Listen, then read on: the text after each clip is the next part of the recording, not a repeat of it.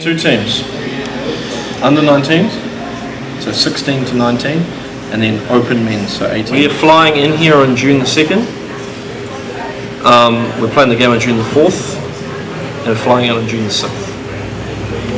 Now, that plane that's coming here is going to go back to Auckland. So what we'd like to do is get people who want to go back to Auckland from the island to take a holiday over the weekend, maybe go watch some professional rugby back there or go do some shopping or whatever. Get on the plane going back to Auckland on the 2nd and then come back when the plane comes back to pick us up on the 6th. So we're looking to sell seats on the plane.